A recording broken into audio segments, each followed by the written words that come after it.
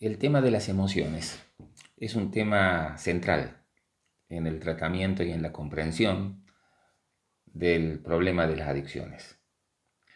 Es central porque básicamente cuando una persona consume drogas, eh, lo que está buscando, entre otras cosas, es no sentir, tener algunas experiencias de tipo sensorial, pero básicamente no sentir o evadirse de aquellos sentimientos que en un estado de lucidez les resultan básicamente perturbadores. Aparte, como generalmente el proceso de las adicciones empieza a construirse a partir de ciertas experiencias de la adolescencia o de la juventud temprana, bueno, justamente el consumo habitual de drogas detiene el proceso de aprendizaje de la vida emocional que de alguna manera todos hemos vivido. ¿Sí? Si le preguntamos a un niñito, ¿qué sentís? Sin duda que va a tener una lectura, una toma de conciencia de su estado emocional, mucho más básico que si se lo preguntamos a una persona de 30 años, de 25 años, o a lo mismo a un adolescente. Es decir, a medida que vamos creciendo, es como que vamos tomando más conciencia de nuestros sentimientos, de nuestra vida emocional. Hablamos de las emociones, básicamente refiriéndonos a un tema que ha sido tratado por autores clásicos, que ni siquiera tienen que ver necesariamente con la psicología. Darwin, por ejemplo, hablaba acerca de las emociones, ¿no? Y mencionaba cómo estas vivencias que se transformaban en una expresión facial determinada y generaban una actividad motora determinada, es decir, llevaban a hacer algo a quien experimentaba esa emoción.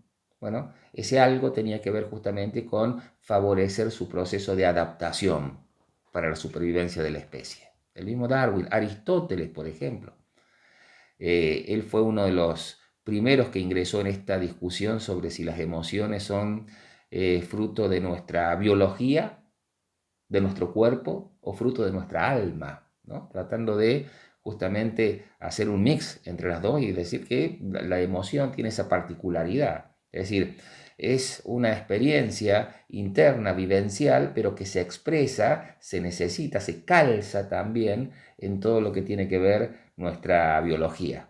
Bueno, luego, con todo el avance de la neurociencia, por ejemplo, se pudo saber exactamente cuáles son las partes del cerebro, cuál es el sistema, en este caso el sistema límbico, que está tan ligado al tema de la producción de las emociones. Por eso cuando nos sentimos emocionados, sentimos algo en el cuerpo también. Lo sentimos en el pecho, lo sentimos en los intestinos, lo sentimos en la nuca, ¿no? Es decir, nos ponemos colorados, nos ponemos blancos como un papel, porque las emociones tienen que ver justamente con este diálogo entre la psiquis y el cuerpo, que en realidad es más que todo una diferenciación pedagógica que hemos hecho los seres humanos a la hora de tratar de entender cómo funcionamos, pero parece que en la realidad funciona como algo mezclado, todo junto y articulado. ¿Sí? Hubo un autor, un famoso autor que en la década de los 80 generó un tipo de teoría sobre las emociones, ¿no? Lo que era la psicología básicamente de las emociones. Plutchnik, su nombre, un psicólogo, que él hablaba básicamente de 8 emociones, que consideraba las 8 emociones básicas, de las cuales se desprendían también una serie de emociones posteriores. Él hablaba de la alegría, la tristeza, el miedo, la ira, la confianza, el asco, la sorpresa, la anticipación, básicamente como las emociones primarias, ¿no? Se basó figurativamente en la teoría de los colores primarios. Y decía que a partir de estas 8 emociones, justamente se generaban emociones compuestas que vendrían a ser la larguísima lista de emociones que podemos nosotros hacer. ¿Y para qué nos sirven las emociones? Simplemente, digamos, para no entrar en una cuestión de definiciones demasiado precisas, porque entendemos que hablamos de las vivencias internas, ¿no? Pero la emoción, cuando en alguna medida es pasada por el tamiz del intelecto o de la toma de conciencia, decimos que hemos identificado se transforman en sentimientos, ¿no? Y el sentimiento, en alguna medida, también se lo define como algo mucho más estable que la emoción. La emoción puede ser un impulso y el sentimiento una cosa más estable. Son todas discusiones del campo teórico, pero es cierto que cuando emocionalmente estamos en un estado que no hemos tomado conciencia de qué nos está pasando y hacemos ese esfuerzo por frenar, qué estamos sintiendo, ponerle un nombre y convertirlo en un sentimiento, en alguna medida hemos hecho un paso adelante y hemos tomado conciencia de la emoción que sentimos. La hemos transformado, básicamente, en un sentimiento. ¿Sí? Identificar las emociones es central para la vida cotidiana, para nuestra convivencia, saber cómo nos sentimos, cómo estamos y poder actuar en vínculo con ese sentimiento, bueno, básicamente es un tema central. O sea, pero cuando hablamos del tema de las adicciones, nos encontramos que los consumidores de drogas tienen la particularidad de ver bloqueada esa capacidad de entender y ponerle nombre a lo que sienten. En alguna medida, las drogas los llevaron a esto de congelar sus emociones. Me acuerdo, un paciente adicto me decía, para mí la droga es como un freezer, donde yo voy poniendo mi emoción de alegría, mi tristeza, mi amor, mi odio, y todo lo friso ahí, todo lo friso, todo termina siendo... Y claro, la persona básicamente, al no identificarlas, al no percibirlas, no poner un nombre, se impide la posibilidad de vivir mejor, vivir más humanamente, establecer vínculos de una forma más consciente y verse beneficiado en la calidad de sus relaciones interpersonales y de su conocimiento propio. Cuando la emoción no es pasada por la reflexión, básicamente se convierte en un impulso. Entonces me siento bien, siento que tengo ganas de hacer algo y lo hago, siento que tengo ganas de hacer otra cosa y lo hago, ¿no? Y me distribuyo en estos polos donde pierdo básicamente el equilibrio. Fíjense qué cosa interesante, la emoción significa, tiene que ver con la palabra mover, ¿no? Movere, es lo que me pone en movimiento, es lo que me pone en movimiento. Yo tengo una emoción por un tema que me fascina y básicamente me pone en movimiento para estudiar, averiguar ese tema.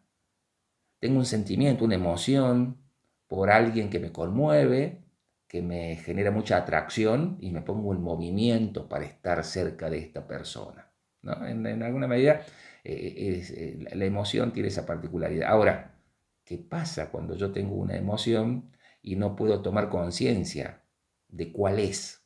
Y bueno, voy a actuar sin conciencia. Entro en una actuación sin conciencia. Eso es una de las grandes dificultades que tiene el no identificar emociones. Tampoco puedo identificar cuáles son los eventos que me las desencadenan. Las recaídas, de las cuales hemos hablado en algunos otros videos aquí, tiene que ver justamente con poder reconocer cuáles son los eventos que desencadenan una situación emocional de malestar que me lleva básicamente a esa recaída. Entonces, si no le puedo poner el nombre a la emoción, difícilmente pueda darme cuenta cuál es ese evento. Por lo pronto tampoco puedo manejarme de una forma segura con mis emociones, ¿no? Asertivamente. Pierdo seguridad, me siento emocionalmente perturbado y termino haciendo cosas que si no las reflexiono, luego me pueden llevar a comportamientos de los cuales me pueda arrepentir. Y por último, me impide empatizar. Está muy estudiado, por ejemplo, en el tema de la cocaína y de cómo funciona la cocaína a nivel cerebral, y está estudiado también básicamente en qué parte del cerebro esto actúa de tal y de determinada manera, que hace que la persona consumidora de cocaína desarrolla una incapacidad para tener empatía con los sentimientos del otro. Por eso es muy común en los relatos familiares donde hay una persona adicta a la cocaína que se sorprendan como diciendo, ¿cómo no se da cuenta del daño que me hace? Dice la pareja. Dice que me quiere, pero mira la cosa, no, como que no se da, ¿cómo no se da cuenta el daño que hace a sus hijos? O que hace a sus padres. ¿Cómo no percibe ese dolor emocional que causa? Y básicamente no es por una dificultad de orden moral de la persona. Simplemente que la cocaína generó esa incapacidad para lograr empatía con el sufrimiento del otro.